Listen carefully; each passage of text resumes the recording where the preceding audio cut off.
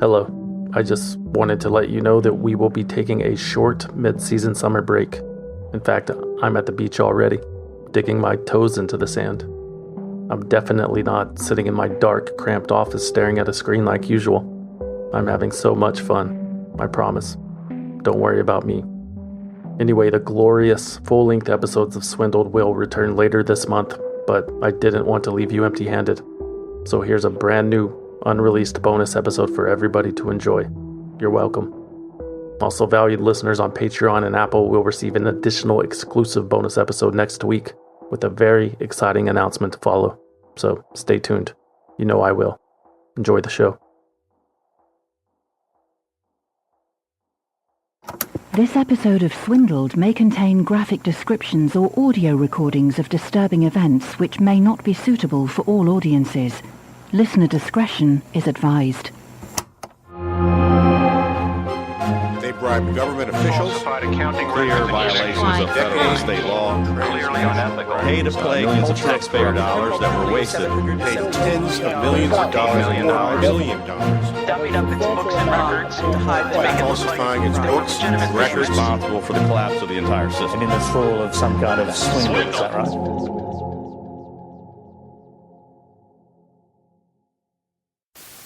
This is the major story. Heroin, fentanyl. You know, we've got to do something. We've got to realize that it is a problem. We've got to realize that treating folks isn't the way to stop this problem. We've got to put people back in jail. Our politicians in Washington and in Montgomery have got to realize that we've got to put folks in jail and make them accountable, hold them accountable for what they're doing. For the lives that are being taken, that we're losing every day, treatment is not the answer. Putting folks in jail and holding them accountable for what they do and put on our streets is the only way for us to stop this. Those brilliant ideas belonged to Todd Entrekin. By 2018, he had been the sheriff of Etowah County in Alabama for 11 years. During his career, Entrekin had been extolled for being tough on crime, especially drugs. Naturally, this made him a, quote, rising star in Alabama politics. That's according to a profile on the Alabama Republican Party website. And like every Alabama Republican, Todd Entrekin was very concerned about babies. So concerned that he solicited the friends and families of those struggling with addiction to turn in their loved ones to the sheriff's office. When you see your friend or relative pregnant, you want to give her gifts that will keep her baby safe and comfortable. But if she is struggling with addiction, a warm toy may be too little, too late. You can give them both the gift of healing. Call the Etowah County Sheriff's Office today. We'll give your friend the opportunity to get clean, stay clean, and build a healthy bond with her baby. It's not the easiest gift to give, but it's one that will impact mom and baby for life. That's right, baby. Todd Entrekin will throw your mother in jail and let her sweat it out in the most unforgiving conditions. You might even be born there. Lucky you. It'll be good practice for you. Orphaned children grow up to make mighty fine inmates too, you know? And now that you're born, well, you're certainly not our problem anymore. But we'd hate to see that happen to you, little baby. For you are the reason we're doing all of this, remember? It would be such a waste if you continued the cycle no matter how statistically probable. Want some advice on how to stay out of jail when you're older? Don't be like your mom. That comes courtesy of Etowah County Sheriff Todd Entrekin, who says, just don't try it. Don't try it, not even once. Just tell them it's not your thing. In addition to solving Etowah County's drug problem, Sheriff Todd Entrekin also helped with the country's scourge of illegal immigration. Etowah County prided itself on housing hundreds of federal immigration detainees that poured in by the busload. Sheriff Entrekin had to continuously expand the jail in order to keep up with the demand. He also flew to Washington, D.C. in 2011 to lobby the federal government to continue pumping in the undocumented immigrants. Etowah County would lose thousands of jobs if their supply of incarcerated human beings dried up. The prison industrial complex was working as intended. Sheriff Todd Entrekin made sure every bunk in his county was occupied with a body or two. Also, Sheriff Entrekin had additional incentive to keep his jail full. It was buried in a Depression-era Alabama state law. Every year, the federal government distributes substantial funding to states to feed its federal immigration detainees. Usually, the state governments contract and provide the meals with that funding. But as we all know, the state of Alabama is unique. In Alabama, it is the duty of the county sheriff's offices to contract and provide meals to the inmates housed in their facilities. And according to that Alabama law, whatever food funds are left over at the end of the fiscal year could be kept by the county sheriff as income. Under a state law written before World War II, county sheriffs may keep and retain excess prisoner food allowances. In other words, what they don't spend, they can pocket. The more inmates Etowah County housed, the more food money the county was allotted, which meant more money for Etowah County Sheriff to put in the bank. It was a strange, obscure law that not many people in Alabama or the United States knew about, but the county sheriffs in Alabama were certainly familiar, evidenced by the measures they would take to minimize the food cost and maximize their profit. A former Etowah County inmate told AL.com, quote, "They fed the inmates up there stuff I wouldn't feed to my dogs. That's just the God's honest truth. I guarantee that Todd Entrekin wouldn't eat it." The food served to inmates at Etowah County Jail was sourced from local churches and nonprofits who were happy to hand over their expired inventories. There were usually dry goods and stale cereal and some kind of meat product that arrived in a long tube. It looked like gray chicken or turkey but tasted like neither. We called them Starfish patties because they look more like a starfish than anything, the former inmate told AL.com. The packages literally said, in bold red letters, plain as day on the top, bottom and sides of the box, "Not fit for human consumption." We would get chicken thighs and we'd have to cut the rotten shit off, one former inmate said. "He's feeding these inmates garbage," another claimed. As someone who's been in there, seeing the corners he's cutting and everything, it all comes down to greed. Another former inmate of Etowah County Jail told AL.com that food was the cause of almost every problem at the facility. "Every riot I've seen was because of some bullshit they fed us," he said. "Every single one I've seen was because of the food." That former inmate also described situations in which some detainees would take their own lives because of hunger, either to put an end to the torture or to get the attention of the jail administration. Sometimes it worked. That former inmate recalled one incident during his time there that led to the guards bringing all the detainees half a peanut butter sandwich, 2 cookies, and a cup of juice for 3 days in a row. But after those 3 days, the man said, everything returned to normal. "I would not be scared to sit on the stand under oath and swear on a Bible to say that every suicide and suicide attempt in that jail was related to the food," the former inmate told AL.com. "Either people aren't getting enough good food, or you get in debt because you're trading all your food off and everything, so you attempt suicide. If they were feeding everyone enough, you wouldn't be waking up in the middle of the night thinking your throat's been cut because the hunger pains are so bad." Perhaps most horrifying of all, Etowah County was not just one of those rare bad apples.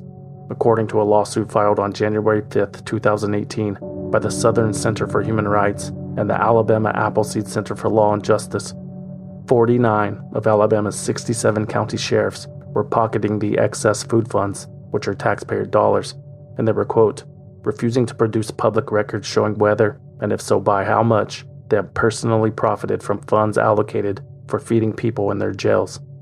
It's happening across the state. The Southern Center for Human Rights has filed a lawsuit against 49 sheriffs, asking to know how much they're profiting from excess food money. The public has a right to know how public funds are being spent, and so we've sued to ask the court to order that they produce those records.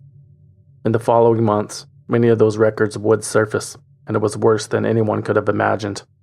For example, between 2014 to 2016, Sheriff Thomas Tate of Monroe County received more than $420,000 to feed inmates.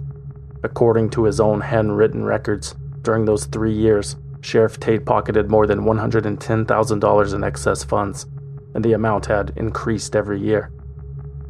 When AL.com asked Sheriff Thomas Tate for a response or a justification for keeping the, quote, excess taxpayer funds, he responded, quote, "I do it just like the law tells us to. That's about all I have to say about that." Pickens County Sheriff David Abston didn't have much to say either. He had also received more than $400,000 in food allowance money and kept the change. In order to cut his jail's food expenses, Sheriff Abstin reportedly fed his inmates donations from a local food bank and a church that were earmarked for the needy. Sheriff David Abstin eventually pleaded guilty to federal charges of wire fraud and filing a false tax return related to the scheme. He was sentenced to 18 months in prison. Up north, in Morgan County, Sheriff Anna Franklin found herself in hot water for profiting from the inmate food program as well. I certainly would like, to apologize to the courts if there was any misinterpretation that I've been given or any incorrect advice. It was a bad look for Morgan County. Back in 2009, Sheriff Franklin's predecessor, Greg Bartlett, became known as Sheriff Corndog after it was discovered that he had pocketed more than $200,000 in food funds, while the inmates in his county ate corn dogs twice a day for weeks. Anna Franklin decided to continue the practice despite the semi-recent controversy, and despite a county decree enacted in Bartlett's honor that prevented her from legally doing so. And not only did Anna Franklin collect hundreds of thousands of dollars from the inmate food fund for her personal use, but it was also discovered that Sheriff Franklin loaned $150,000 of that money to a used car lot called Priceville Partners in June 2015. Soon after, Priceville Partners was caught selling stolen cars. By 2016, the co-owner of the lot had been arrested, and Priceville went bankrupt. Sheriff Anna Franklin's $150,000 investment was uncovered after a former warden of the Morgan County Jail leaked information to a local blogger. Amid the scandal, Sheriff Anna Franklin decided not to seek re-election in 2018. She was later sued by the whistleblower for illegal termination, by the blogger who claimed the sheriff had instructed deputies to install spyware on her computer, and by state and local prosecutors for the unauthorized use of jail food funds. A jail food money lawsuit against former Morgan County Sheriff Anna Franklin is settled. The lawsuit settled with $45,000 of unspent inmate meal money being paid to the county. Prosecutors sued Franklin in December of last year, just before she left office, to prevent her from personally keeping $55,000 of unspent jail food money. The settlement was reached yesterday between Franklin, state, and local prosecutors. Still, no sheriff was more obscenely abusing the inmate food funding law than Etowah County Sheriff Todd Entrekin. According to a report by AL.com, Todd Entrekin and his wife Karen, a former parole officer, owned more than $2 million in real estate, including a $740,000 house on Orange Beach. When the couple purchased the beach house in 2017, Sheriff Entrekin's salary was a little more than $93,000 a year. Apparently, he was able to qualify for the $500,000 mortgage due to $750,000 in additional compensation that Entrekin identified in ethics disclosures as food provisions. Todd Entrekin reportedly deposited those food provisions into a personal account named the Todd Entrekin Food Provision Account. AL.com obtained a check featuring that account name, along with Sheriff Entrekin's personal address printed in the corner. Entrekin had used that particular check to pay a teenager to mow his lawn in 2015. That teenager, Matt Qualls, was now 20 years old and putting two and two together. He told AL.com, quote, "I saw that in the corner of the checks it said food provision, and a couple people I knew came through the jail, and they say they got meat maybe once a month, and every other day it was just beans and vegetables. I put two and two together and realized that the money could have gone towards some meat or something." Coincidentally, on February 22, 2018, 4 days after AL.com published Matt Qualls' comments about Entrekin's food provision account, he was arrested after an anonymous tip reported the odor of marijuana coming from his apartment. When police entered the residence, a small quantity of weed was visible on a table, and a few Adderall pills were in Qualls' possession. There was also a jar of cannabis-infused butter in the kitchen, which Matt and his friends had made. Matt Qualls was charged with multiple counts of possession and a felony drug trafficking charge. He was facing a potential life sentence. Matt Qualls ultimately pleaded guilty to reduced charges. Matt was admitted to the drug program instead of criminal court. Still, not an ideal place to be for a 20-year-old. Poor Matt Qualls didn't listen. Just tell him it's not your thing. In response to the report and the lawsuit, like the other Alabama sheriffs, Todd Entrekin claimed that what he was doing with the food account was legal and by the book. In an email to AL.com, Entrekin wrote, The law says it's a personal account, and that's the way I've always done it, and that's the way the law reads, and that's the way I do business. However, a staff attorney at the Southern Center for Human Rights told AL.com that Entrekin and the other sheriff's interpretation of the law was incorrect and argued that such an interpretation establishes perverse incentives. Assuredly, the law in question had been interpreted and abused this way since before World War II. 80 years later, thanks to the lawsuit and investigative reporting by Connor Sheets at AL.com, the law and its abusers were finally being questioned.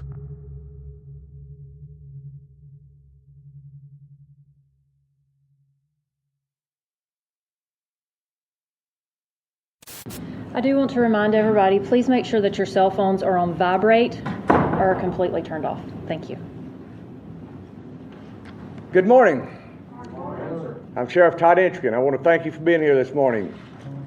Over the past 2 weeks, me, my family, my office, the citizens of Etowah County have been targets of miscellaneous fake news stories. And I'm here today to set the record straight. On March 23, 2018, Etowah County Sheriff Todd Entrekin held a press conference to dispel the myths perpetuated by the, quote, fake news stories about his personal use of the taxpayer-funded food provisions for inmates. On the screen behind me, you'll see a series of documents that will support each and everything that I say here today. You also have copies of these documents in your press kits, and after I'm finished, I will take questions. Let's get started. Myth number one. Myth number one. The population housed in Etowah County's facility is underfed or improperly fed. Nothing could be further from the truth, Entrekin claimed. Quote, now let me be clear. This is a jail. This is not a bed and breakfast. Domino's does not deliver here. We don't run to McDonald's and get these prisoner detainees Big Macs. We do not serve cake on their birthday. But we do provide a healthy meal that is prepared on site here and served 3 times a day. It is true that many of our population are not happy with the food we serve. If you're used to eating grandma's fried chicken, ordering pizza several times a week, you're not going to be happy. This is not a restaurant. This is not a buffet. You do not get to place an order and expect us to fill it. Eat what you're served, and you will eat a balanced, nutritious meal. Again, this is not a bed and breakfast. Myth number 2, according to Sheriff Entrekin, was that he and his wife used the food provision account to purchase a beach house. This is a bald-faced lie. According to Todd, he and Karen used proceeds from the sale of a condo for the down payment on the beach house. Not a dime came from the provisions account, he proclaimed. It is sad that my wife and I are having to go through so much of our personal and financial stuff publicly and defend ourselves against false attack and fake news. That's what's wrong with politics today. That's why it scares so many people away from running for office. Accountability. According to Todd Entrekin, that's the problem. The sheriff also went on to explain that the food provision program had crippled him with debt his first few years in charge. Entrekin said he was publicly asking for help back then and asked the state legislature to change the law, but they never did. I lost money for years and nobody said a word about it. Nobody come to my defense when I was $400,000 in debt. Nobody. I mean, and I was public about it, that I was borrowing money, that I was taking it out of my family's pocket, and nobody said anything about it. When I finally changed it, now here we are. I guess some people don't want to let facts get in the way of a good story. Shh, you be quiet over there. Todd Entrekin also said that he couldn't just give the excess money back to the state or the county because that would be against the law. Entrekin said he has to pay the taxes on those funds, so they should stay in his account. So, in order to do what some in the media have implied I should do, would be breaking the law. Again, don't let the facts get in the way of a good story. Sheriff Entrekin did agree with one of the reporters that the optics were bad, but his hands were tied. He had tried to get the law changed and couldn't legally give the money back, so what else was he supposed to do besides keep it for himself? Simply no other options. Couldn't think of one. Again, It's the law. Haven't done anything wrong. If it's wrong, somebody needs to change the law. I have asked them to change the law, and they have not changed it. Anybody else? Sheriff Todd Entrekin had more important things to worry about.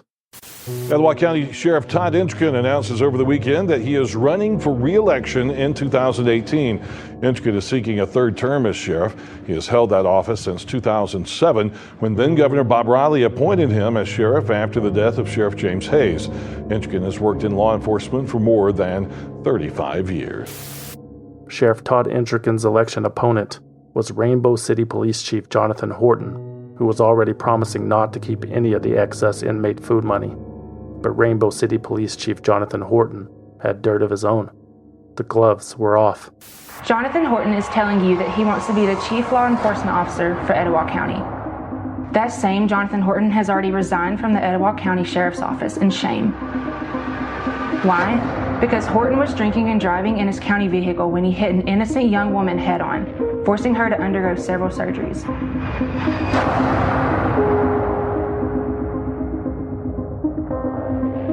Etowah County deserves better than a drunk driver.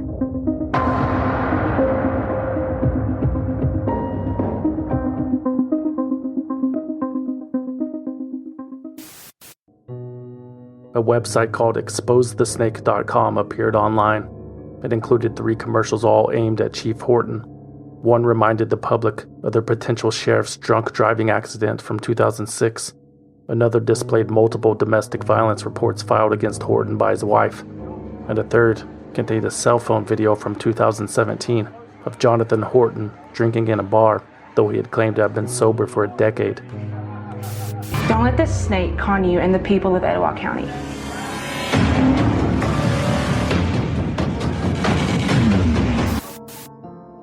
Incumbent Sheriff Todd Entrekin, who Horton pointed out had a working history with the media company that produced the commercials, claimed he had nothing to do with the ugly campaign. My campaign had nothing to do with it. Either way, it wasn't enough. We've got 19 boxes in and we're up 1,547 votes. On June 6, 2018, Todd Entrekin lost the election to Jonathan Horton by a huge margin. The Beach House sheriff was on his way out the door, but his pockets were full of treasure. According to financial documents obtained by AL.com and ProPublica, Todd Entrekin received an additional $269,184 worth of checks from sheriff's office accounts in the 6 months after his electoral loss. Again, it was all originally provisioned for inmate food. It was also revealed that Todd Entrekin had profited far more during his time as sheriff than he had originally reported. Budget documents show that for every year since 2011, the jail food fund had an excess between $772,000 and $1.2 million, of which Entrekin pocketed the majority. On July 17, 2018, the U.S. Department of Homeland Security Office of Inspector General and the State Ethics Commission announced they were conducting separate investigations into the way Todd Entrekin handled public money allocated to feed inmates in the Etowah County Jail. As of today, no charges have been filed, but there were major ramifications. On July 31, 2018, former Etowah County Sheriff Todd Entrekin sold his beach house. He made a $50,000 profit during his 1 year of ownership. Etowah County Sheriff Todd Entrekin is selling one of his beach houses less than a year after its purchase. Entrekin bought the beach house in September of last year on Alabama's Gulf Coast for $740,000. RE/MAX Realty of Orange Beach has that property listed on their site for $799,000. The home that is now listed on the market is the same beach house that made national news when it was revealed that Sheriff Entrekin had personally pocketed thousands of dollars left over from feeding inmates in the Etowah County Jail. Entrekin has denied purchasing the home with the money from the inmate feeding funds, and he says it was bought through past real estate investments. Also in July 2018, another investigation was launched after a Tuscaloosa woman alleged that Todd Entrekin had raped her multiple times when she was 15 years old in a camper that sat on a piece of property that Entrekin still owned. The now 41-year-old woman told AL.com that Entrekin used to host cocaine-fueled parties there for his fellow officers and teenage girls back when he was the commander of the Drug Task Force. The woman claimed that Todd Entrekin's family man rhetoric during his most recent campaign and public support for the alleged child molesting U.S. Senator from Alabama, Roy Moore, inspired her to come forward. Again, Entrekin referred to the allegations as fake news. Quote, "I've never had sex with any 15-year-old girl or had drugs around or anything. I've never done drugs in my life," he said. "That's the most absurd thing I've ever heard of. Never ever has anything like that happened before." That investigation ended in March 2019. Again, no charges were ever filed. In response, former Sheriff Todd Entrekin filed a defamation lawsuit against AL.com and 2 law enforcement officers for publishing the story about these sexual allegations. A judgment has yet to be made. A media outlet is reporting that allegations against a former Etowah County Sheriff, Todd Entrekin, will not be taken up by the state attorney general. A Tuscaloosa woman alleged the sheriff of having sex with her while she was underage in 1992. The Gadsden Times says the attorney general's office looked into the State Bureau of Investigation's report and closed the matter without further action. The state attorney general's office is not commenting. There is a happy ending, though. Alabama Senate Bill 228 was signed into law by Governor Kay Ivey in May 2019. Leftover jail food funds must now be used for future food expenses, although 25% of unspent funds may be used at the end of the fiscal year for other law enforcement purposes. It was a victory for human rights in Alabama, for once. In an op-ed for AL.com, Carla Crowder, the executive director of the Alabama Appleseed Center, and Aaron Littman, a staff attorney for the Southern Center for Human Rights, wrote, "This session, we moved administration of jail food funds out of the 1930s. Good government, transparency, and basic human decency won out over business as usual." Until next time.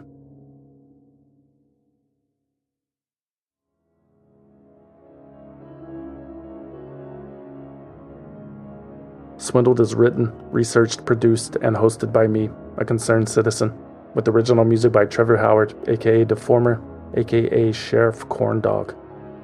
For more information about Swindled, you can visit swindledpodcast.com and follow us on Instagram, Facebook, and Twitter at Swindled Podcast. Or you can send us a postcard at P.O. Box 6044, Austin, Texas 78762. But please, no packages. We do not trust you. Swindled is a completely independent production, which means no network, no investors, no bosses, no shadowy money men, no beach houses. And we plan to keep it that way, but we need your support. Become a valued listener at patreon.com/swindled or on Apple Podcasts. For as little as $5 a month, you will receive early access to new episodes and exclusive access to bonus episodes that you can't find anywhere else. And everything is 100% commercial free. Become a valued listener on patreon.com/swindled or Apple Podcasts. Or if you want to support the show and need something to wear to Alabama, consider buying something you don't need at swindledpodcast.com/shop. There are t-shirts, patches, hats, hoodies, posters, coffee mugs, and more. swindledpodcast.com/shop. And remember to use coupon code CAPITALISM to receive 10% off your order. If you don't want anything in return for your support, you can always simply donate using the form on the homepage. That's it. Thanks for listening. My name is Ashley from Palm Beach, Florida. My name is Mark from Philadelphia, where bad things happen. Hi, my name is Jill. I'm calling from Ireland. Let me give that to you once more in Irish. January is Hanamdum, is off Aaron May. And I'm a concerned citizen and a valued listener.